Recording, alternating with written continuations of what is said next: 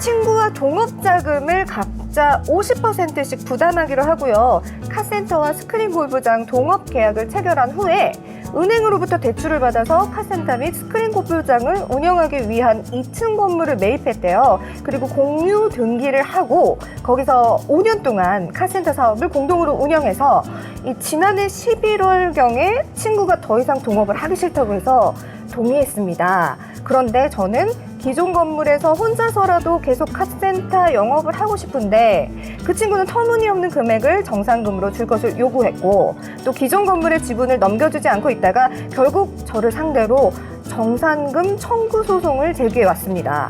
사실은 친구와 동업을 하던 중에 제가 그 친구에게 개인적으로 빌려주고 받지 못한 돈도 있고 동업이 깨지고 난 뒤에도 그 친구의 개인 채무를 어쩔 수 없이 대신 갚아준 경우도 있습니다.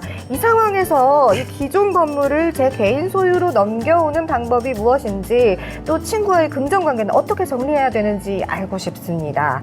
자, 김영주 변호사님, 네. 이 친구 관계에서 돈을 거래하는 거는 안 좋잖아요. 네. 근데 지금 뭔가를 꼼꼼히 적고 계셨는데 네. 어떻게 하면 좋을까요, 변호사님?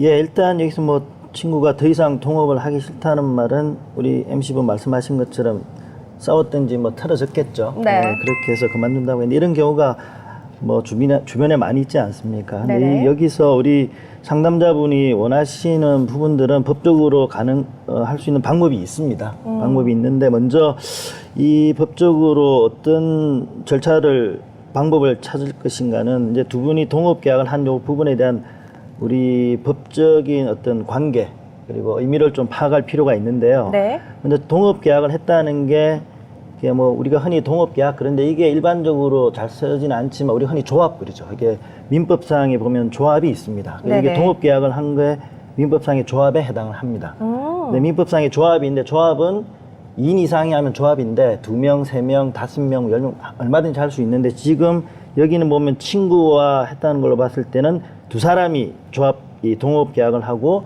조합 관계를 이룬 것 같습니다. 그래서 이 두 사람이 조합 관계에 있다가 지금 친구가 동업을 그만하고 싶다고 해서 나갔다는 게 조합을 탈퇴했다는 의미인데 네네. 그렇게 해서 한 명이 나오고 나면 이제 우리 상담하신 분 한 사람만 남지 않습니까? 그렇죠. 그렇죠. 그럼 이 한 사람만 남을 때 조합은 조합대로 있고 한 사람은 남아 있는데 결국 두 사람의 조합은 중에 한 명이 나오고 한 명이 남은 건데 네네. 과연 그렇다면 이 재산 관계를 어떻게 할 것인가 결국 이 문제거든요. 아, 그렇군요. 그 문제인데 이게 3인 이상의 조합원이 있는 조합 관계와 2인만이 있을 때 조합 관계가 약간 다른 점이 있습니다. 아, 뭐가 다른가요? 3인 이상이 있을 경우에는 조합을 일단 청산을 해야 됩니다. 네. 여러 명이 있었기 때문에 누가 얼마 가져가고 막 나눠야 될 거 아닙니까?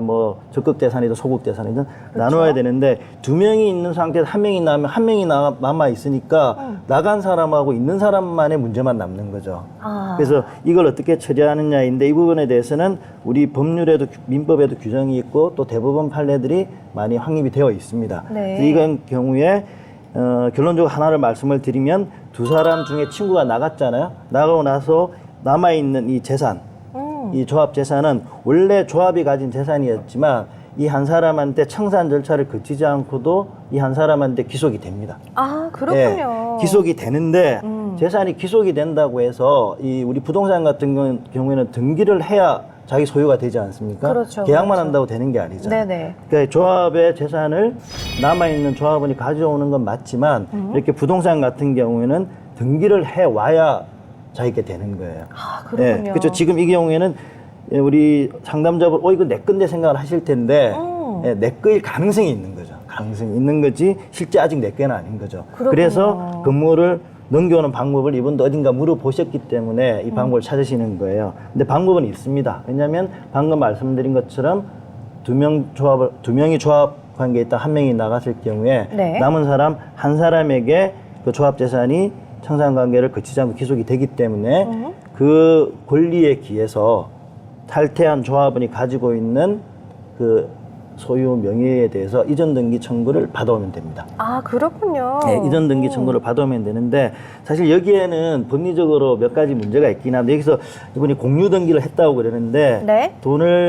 대출을 받아서 이제 순서를 보면 동업 계약하고 은행에서 대출 받고 그 돈으로 건물을 매입해서 등기를 했다는 걸 봐서는 이 대출 받는 것 자체도 동업을 위한 각자의 지분 비율대로 받았을 것 같아요. 50%씩. 네. 그랬다면 사실은 이 2층 건물은 조합 재산이기 때문에 합유 등기를 해야 돼요. 합유는 뭐냐면 지분은 있는데 마음대로 처분을 못 한다고 쉽게 말씀드리면 그렇습니다. 그러니까 조합 재산은 합유 재산이기 때문에 합유 등기를 해야 되는데 이 공유 등기로 했다는 말씀을 보면 이 공유는 협의의 의미인 것 같은데 결국에는 각자 우리 흔히 말하는 공동 소유하는 거 두 중에 누구는 지분 얼마 하는 것처럼 그런 식으로 하신 것 같은데 이 부분은 뭐 좀 깊게 들어가서 말씀을 드리면 조합의 합유 등기를 해야 될 거를 조합은 각각에게 공유 등기를 했다는 거는 각각 조합 재산을 명의 신탁했다고 볼 수도 있거든요. 네. 그런 관계이긴 한데 이 부분은 어쨌든 그런 법률적인 문제가 뒤에 숨겨져 있지만 네. 결론적으로 말씀을 드려서 이 소유권 지분 50% 있는 거를 넘겨오도록 이전 등기 청구를 할 수가 있습니다. 네, 그렇게 하시면 되고요. 네. 근데 그 방법은 일단 친구가 먼저 소를 제기를 했잖아요. 네. 그러니까 굳이 다른 소를 제기하면 돈이 또 들어가잖아요. 비용이 그렇죠. 또 들어가니까 네. 친구가 제기한 소송에 반소로 제기합니다. 네, 그 반소 제도라는 게 있습니다. 그러니까 상대방이 제기한 소송에서 자기가 네. 주장하고 싶은 걸 반소로 제기를 할 수가 있어요. 그런 제도가 예, 있군요. 예, 있는데 이제 그게 먼저 청구한 소송을 이제 우리가 본소라고 하는데 그 네. 본소와의 견연성이 있어야 된다는 여러 가지 법률적 요건이 있는데 그 부분을 말씀드리기는 좀 기니까 어쨌든 이 사건 같은 경우에는 요건이 당연히 인정이 됩니다. 그래서 그러군요. 반소로 인정을 청구를 하시면 되고요. 네. 그다음에 친구와의 금전 관계를 어떻게 정리해야 하는지 이렇게 물어보셨는데 네네. 친구가 청구할 수 있는 거는 지금 이걸로 봐서는 아까 말씀드렸잖아요. 청사는 그치지는 않지만 남아있는 것으로 나누는 가져야 되죠. 나간 사람하고 관계에서. 그래서 친구가 정상금을 청구했다는 거 봤을 경우에는 이 은행에서 대출을 받고 한 우리가 흔히 말하는 소극재산이라고 그러잖아요. 네. 이 소극재산보다는 뭐 여기가 영업이 잘 됐든지 어떻게 했든지 적극재산이 좀 있는 것 같아요. 물론 여기 부동산 같은 경우는 적극재산 중에 하나예요. 그래서 계산을 적극재산과 소극재산을 계산을 되어서 단순하게 말씀을 드리면 적극재산 마이너스 소극재산 해서 나온 게 이 조합관계에서 자녀재산 분배를 누구에게 얼마씩 할 것인가 나오겠죠. 이 경우에는 이제 50%라고 했으니까 50대 50. 예, 그렇게 할 수 있는데 네. 이제 친구가 그렇게 주장을 해서 우리가 이제 계산을 대보면 알지 않겠습니까? 우리 어린이께서도 이 상담하신 분께서도 그렇죠. 예, 대어보고 네. 친구한테 줄 돈이 있을 수도 있고 없을 수도 있을 거예요. 그렇죠. 정산 이게 적극재산보다 소극재산이 많으면 오히려 빚을 나눠야 될 경우도 있을 것이고요. 그렇죠. 또 안을 열어봐야 되는 그렇죠. 거군요. 그런데 이제 그래서 두 가지 경우로 나누어 봐서 네. 줄 것도 없다.